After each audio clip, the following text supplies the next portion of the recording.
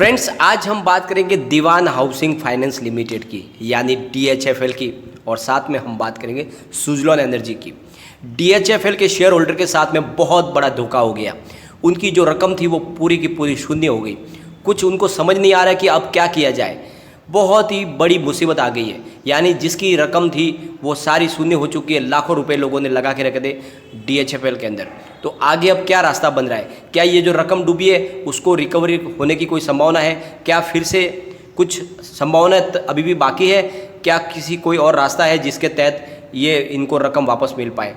तो कुछ ऐसे छोटे छोटे रास्ते दिख रहे हैं जो हो सकता है कि ऐसे इसमें से कोई संभावना बन जाए। उन रास्तों को हम तलाशेंगे और जानने की कोशिश करेंगे क्या आने वाले समय में कोई पॉजिटिव डेवलपमेंट हो सकती है, क्या कुछ रकम वापस आ सकती है। वो संभावनाओं को हम तलाशेंगे। साथ में सुजलॉन एनर्जी के अंदर आज शानदार वॉल्यूम के साथ में कामकाज हो रहा है। टॉप 5 में ये तीसरे नंबर की कंपनी बनी हुई है। बहुत ही शानदार वॉल्यूम के साथ में कामकाज हो रहा है। पिछले एक महीने में सबसे ज़बरदस्त वॉल्यूम है। तो इतना वॉल्यूम में बढ़ोतरी के पीछे वजह क्या है, क्यों इतनी शानदार खरीदारी हो रही है? तो उसके पीछे बहुत सारी वजह एक एक करके उनको डिस्कस करेंगे और जानने की कोशिश करेंगे कि ये छोटा सा पेनी स्टॉक आने वाले समय में क्या हमारे सपने साकार कर सकता है, क्या ये हमें मालामाल कर सकता है। क्योंकि इसका जो लो था बहुत कम था, यानी 1 रुपये का स्टॉक था, लेकिन वो 8-9 रुपये तक पहुंचा। परंतु इसका हाई बहुत ज़्यादा था, यानी ये 400 रुपीज़ का शेयर था जो गिरते हुए 1 रुपये तक आ गया था। तो क्या फिर से ये 400 तक जा सकता है? तो सारी की सारी संभावना इस वीडियो के माध्यम से तलाशेंगे। लेकिन फ्रेंड, उससे पहले अगर आप पहली बार हमारे चैनल पर आए तो चैनल को सब्सक्राइब कर दीजिए, एक बेल आइकॉन दबा दीजिए ताकि जब भी नया वीडियो बने पहला नोटिफिकेशन आपको मिले। वीडियो पसंद आए तो लाइक शेयर जरूर कीजिए। चलो फ्रेंड, वीडियो स्टार्ट करते हैं। मैं हूँ आपका दोस्त SB दवे और हमारे अपने चैनल ऑनलाइन कमाई में आपका बहुत बहुत स्वागत। फ्रेंड्स, कल DHFL के शेयर होल्डर के ऊपर बहुत बड़ी गाज गिरी। दोनों ही एक्सचेंज से डिलिस्ट हो गई है DHFL, और जो शेयरों की कीमत थी वो हो गई है बिल्कुल शून्य। कुछ भी नहीं कर पा रहे। और जो ये हुआ है मामला, ये बहुत ही बड़ा तकलीफ दे है। यानी सभी शेयरों की रकम तो जीरो हो चुकी है, क्योंकि जब NCLT प्रक्रिया के तहत पीरामल ग्रुप ने बोली दी थी तब इसके शेयरों की प्राइस को जीरो बताया गया था। यानी ये पहले से तय कर लिया गया था कि DHFL ग्रुप के अंदर जो भी इसके शेयर है उसकी कीमत को शून्य माना जाएगा, यानी उसकी किसी भी तरह से कोई भी रकम नहीं चुकाई जाएगी। पीरामल ग्रुप की तरफ से ये कहा गया था कि जैसे ही इसके अधिग्रहण की प्रक्रिया पूरी हो जाएगी तो उसके बाद हम शेयरों को डिलिस्ट कर देंगे और इसके बदले में शेयर होल्डर को कोई भी रकम नहीं चुकाएंगे। ये पहले से ही कहा गया था।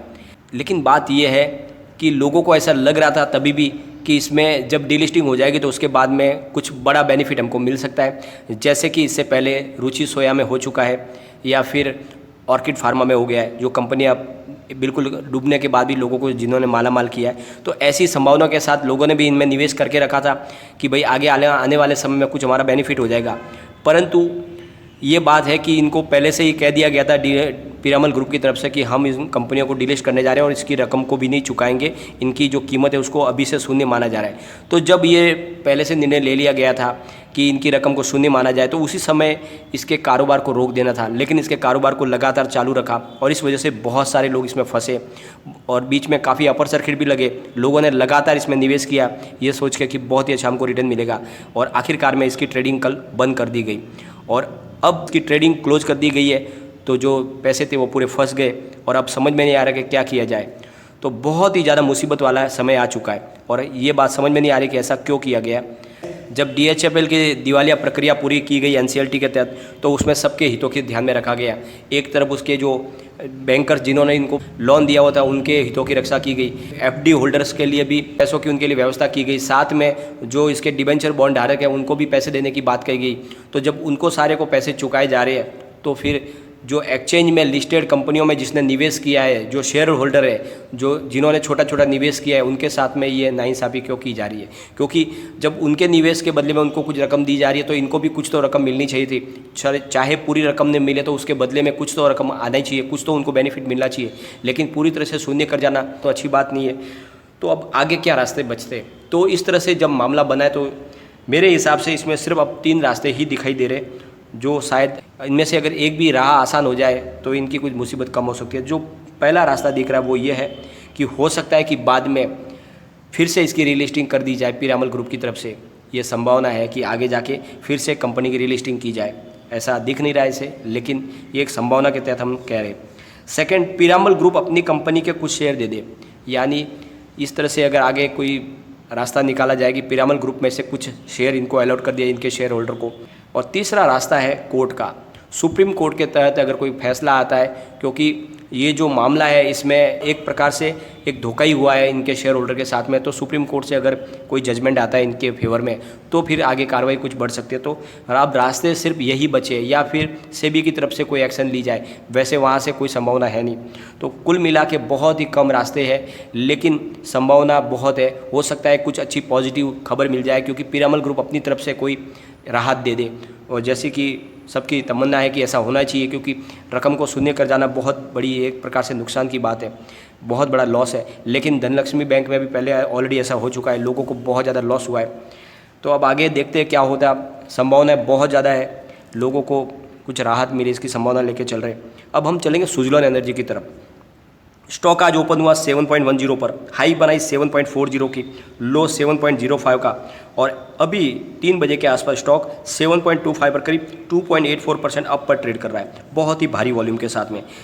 अगर बात वॉल्यूम की करें तो बीएससी में 1,26,05,000 का वॉल्यूम हो चुका है, और सामने 81,61,000 की डिलीवरी उठाई गई है, और डिलीवरी का परसेंटेज बहुत ही ज़्यादा है, यानी 64.75%।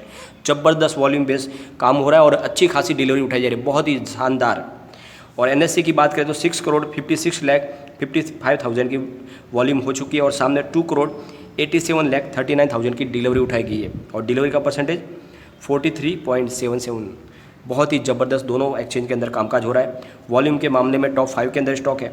अगर इसके वॉल्यूम को एनालिस करें पिछले 1 महीने से, तो 1 महीने पहले इसका 8 करोड़ के वॉल्यूम था, 1 सप्ताह पहले भी 8 करोड़ का वॉल्यूम था, कल इसका 5 करोड़ का वॉल्यूम था, लेकिन आज अभी 3 बजे के पहले ही 9 करोड़ का वॉल्यूम हो चुका है। यानी बहुत ही ज़बरदस्त वॉल्यूम के अंदर बढ़ोतरी हुई, जो ये सिग्नल है कि आने वाले समय में ये बहुत ही भयंकर तेज़ी बन सकती है। और इसकी परफॉर्मेंस की अगर बात करें तो पिछले 1 साल में इसने 167% का शानदार रिटर्न दिया है, और 16.82% दूर है अपने 52 वीक से। पिछले 1 महीने में इसने 28.32% का रिटर्न दिया है। काफ़ी करेक्शन में आ चुका था स्टॉक, लेकिन अब फिर से दौड़ने को तैयार हो चुका है। इसकी प्राइस की बात करें तो इसका लो मात्र 1 रुपये का है, लेकिन इसका हाई 400 तक है, यानी 400 का शेयर गिरकर 1 रुपये पे आ चुका है। और ये छोटा सा पेनी स्टॉक बन गया था, लेकिन वहाँ से फिर ये दौड़ने लगा है, करीब 8 रुपये तक पहुँचा है। ये शानदार तेज़ी के दौर में जा सकता है। ये एक ऐसा पेनी स्टॉक है जो आने वाले समय में फिर से हमें मालामाल कर सकता है। इसके पीछे बहुत सारी वजह है, जिनको हम एक एक करके डिस्कस करते हैं। सबसे बड़ी बात, इसके जो प्रमोटर है वो इस कंपनी के कर्ज को कम करने की कोशिश कर रहे हैं। पहले कंपनी काफ़ी कर्ज में थी, लेकिन अब लगातार उनके कारोबार में बढ़ोतरी हो रही है, तो वो अपने कर्ज को कम कर रहे हैं। कंपनी को धीरे धीरे उनको प्रॉफिट में लाने की वो कोशिश कर रहे हैं। सेकेंड, कंपनी को लगातार कारोबार में बहुत ज़्यादा ऑर्डर मिल रहे हैं, उनका कारोबार लगातार बढ़ रहा है, जो एक बात का सिग्नल है कि आने वाले समय में इसके दिन पलट सकते हैं। और तीसरा सबसे जो मुख्य इसका जो पॉजिटिव पॉइंट है वो ये है कि सरकार ग्रीन एनर्जी को पूरा प्रमोट कर रही है। सरकार ने ठान लिया कि आने वाले समय में पेट्रोल और डीजल की जितनी भी वरीयता है उसको खत्म कर दिया है, और उसकी जगह पे ग्रीन एनर्जी को आगे बढ़ाया जाए। तो सुजलॉन एनर्जी विंड टरबाइन निर्माण करती है, तो इस कंपनी का भविष्य बहुत ज़्यादा उज्जवल है। फिलहाल छोटा सा पेनी स्टॉक है जिसकी प्राइस 7 रुपये के आसपास है, लेकिन आने वाले समय में ये बम्पर रिटर्न दे सकता है। और जिस तरह से इसके कारोबार में वृद्धि हो रही है और प्रमोटर लगातार कर्ज कम करने की कोशिश कर रही है, तो हो सकता है कि आने वाले समय में अगर हम इसको 5 साल के लिए फिर से अगर इस कंपनी को होल्ड करें तो फिर से ये 400 तक जा सकता है, क्योंकि लगातार अब इस कारोबार कंपनी का बढ़ेगा, क्योंकि इसको बड़े बड़े ऑर्डर भी मिल रहे हैं, तो कंपनी फिर से उस लेवल पे तब जा सकती है। तो निवेश के लिए बहुत ही अच्छा स्टॉक बन रहा है। छोटा सा पेनी स्टॉक है, परंतु इसमें निवेश करने पे हमें बहुत ही बम्पर रिटर्न मिल सकता है। लेकिन एक बात का ध्यान रखें, ये एक छोटा सा पेनी स्टॉक है, इसमें आपका निवेश डूब भी सकता है। तो निवेश उतनी ही मात्रा में करें कि डूब जाए तो आपको गम ना हो। लेकिन बहुत ही अच्छा इसका कारोबार लग रहा है, कंपनी लगातार अपने प्रोग्रेस कर रही है, कारोबार में ग्रोथ उनकी बढ़ रही है। ये कंपनी आगे कुछ कमाल कर सकती है। निवेश के लिए बहुत अच्छा स्टॉक बना है, आप अपने हिसाब से निर्णय ले सकते हैं। लेकिन फ्रेंड, कोई भी इन्वेस्टमेंट करने से पहले अपने फाइनेंस एडवाइजर से एक बार एडवाइजरी ले ले, या अपना खुद का रिसर्च करें, क्योंकि मैंने वीडियो आपके एजुकेशनल पर्पज के लिए ही बनाया। वीडियो पसंद आए तो लाइक शेयर जरूर कीजिए और चैनल को सब्सक्राइब कर दीजिए। Thank you friend.